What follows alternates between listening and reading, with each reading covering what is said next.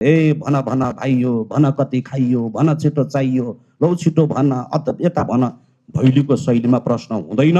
अस्ति गरेको प्रश्नमा म अडिग छु, मजबुत छु।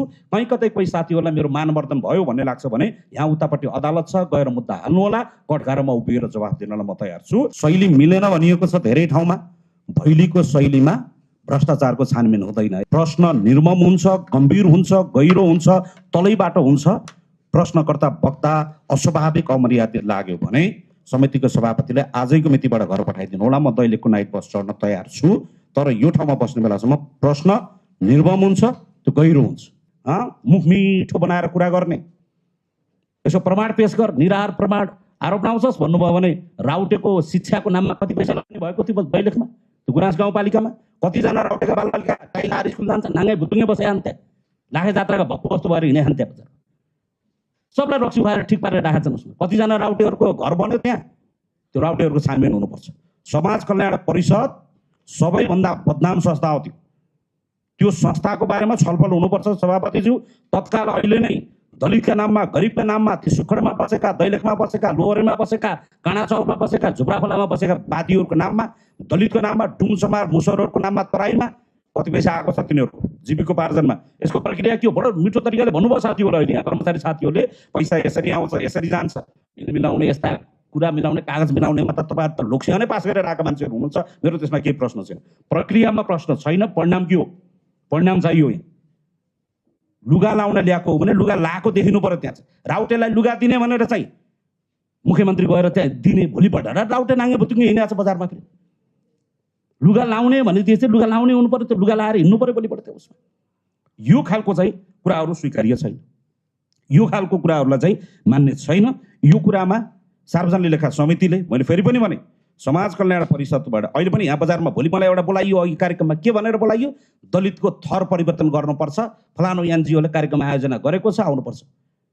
सामाजिक सद्भाव भड्काउने काम भइरहेको छ एनजिओको नामबाट, जातीय द्वन्द्व भड्काउने काम भइरहेको छ, साम्प्रदायिकता भड्काउने काम भइरहेको छ। राज्यले त्यसलाई अनुमोदन गरेर छाप लाएर छाप लाएर ल देश भड्का भन्न पाइँदैन। जातको नाममा, धर्मको नाममा समाज भड्काइरहन पाइँदैन।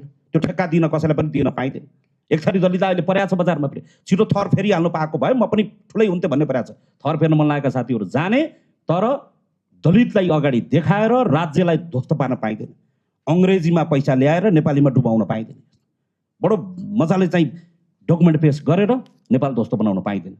समाज कल्याण परिषदमा यो अहिले महिला तथा बालबालिका मन्त्रालयमा संयोगले मेरो बहिनी एउटा सामाजिक अभियानबाट आएको सीताबादीज्यू त्यहाँ मन्त्री हुनुहुन्छ, सचिवज्यू यहाँ हुनुहुन्छ। दलितका नाममा, गरिबका नाममा आएका बजेटहरू कहीँ कतै फ्रिज हुनु भएन सचिवज्यू। मेरो स्पष्ट कुरा, घर बनाउने कुरा सबभन्दा पहिला टेन्डर खोल्ने, साउन लाग्न पाएको छैन टेन्डर खोल्न थालिहाल्ने।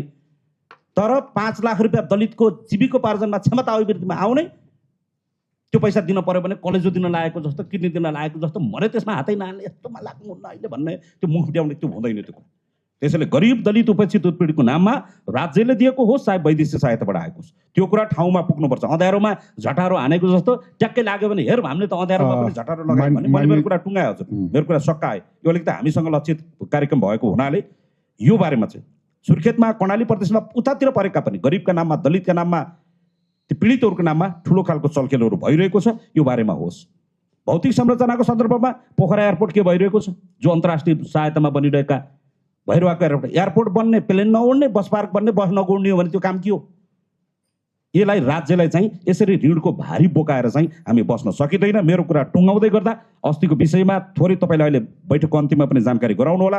हामीले 15 दिनभित्रमा त्यो प्रहरीको स्रोत साधन खरिदमा भएका बदमासीका बारेमा हामीले डकुमेन्ट मागेका थियौँ, त्यो आएको आएन। फेरि यही बिचमा प्रहरीले करोडौँको टेन्डर आह्वान गरेको छ। निश्चित बिचौलियाहरूले प्रहरीको हेडक्वार्टर कब्जा गरेका छन्। अस्ति गरेको प्रश्नमा म अडिग छु, मजबुत छु।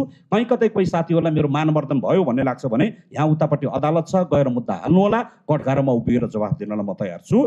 तर एउटा सार्वभौम एउटा चाहिँ समितिमा आएर टोपी भुइँमा राखेर जुवारी खेल्न पाइँदैन, सरकारको मानवर्धन गर्न पाइँदैन। धन्यवाद।